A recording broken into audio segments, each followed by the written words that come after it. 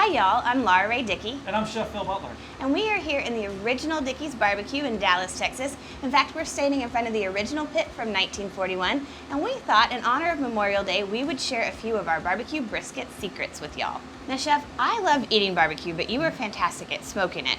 But tell me, if we were gonna do this at home, how do I get that perfect brisket? Where do I start? So it starts at the grocery store. I mean, get a good quality product. Prime or Choice is great, but when you buy it, bend the brisket. If you can bend it, that's what you want to go for. Also, you want to get a brisket that doesn't have a small flap of meat at the end.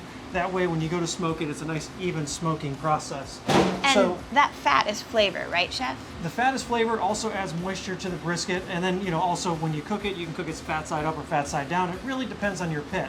I've gone through and I've trimmed this. I leave about a 1/4 inch of fat on top of it, and I remove the keel fat, which separates the flat and the point. So the flat runs right here and the point sits right on top. That's where all the flavor is. Now, really important is rubbing it.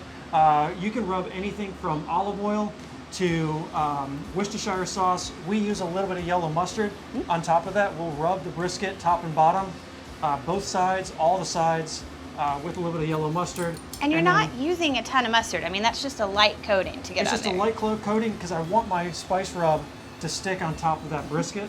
And that way when it goes in the pit, the spice rub and the smoke react together and I get a nice bark on the outside of it. So we're smoking with hickory wood here. Yes. What are my other options at home? Well, hickory is definitely East Texas, also post oak and pecan. And you can actually blend them. I'll smoke with all 3 different woods at one time at home. So if I'm doing this at home, I know how to buy my brisket, I know how to prep my brisket, but now you have pulled out this beautiful finished brisket. How long has it been in my smoker? This brisket's anywhere from 12 to 14 hours. We go from a fast process and then we slow it down, and we go low and slow to finish that brisket off.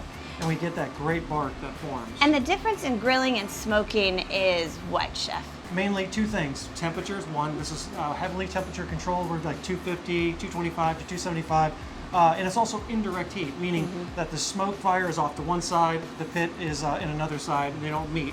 A grill, the heat is underneath in that you want direct rapid heat, cooking, so yes. faster, but we do low and slow, so 12 to 14 hours, about 225 degrees, and you just have this gorgeous bark. I mean, you can actually see the flavor in this.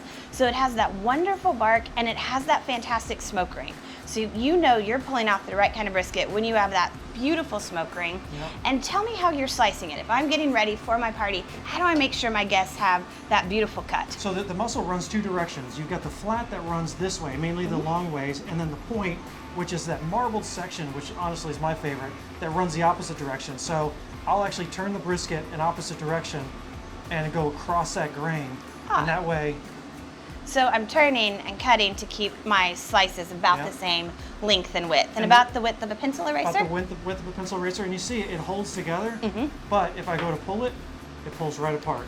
Oh, that's fantastic. And again, that fat, that flavor, you can see it's moist, it's juicy. That's great brisket. Well, thank you, Chef. Folks, we hope y'all will have a fantastic Memorial Day and take a little bit of this Dickey's Secret barbecue brisket to your gathering.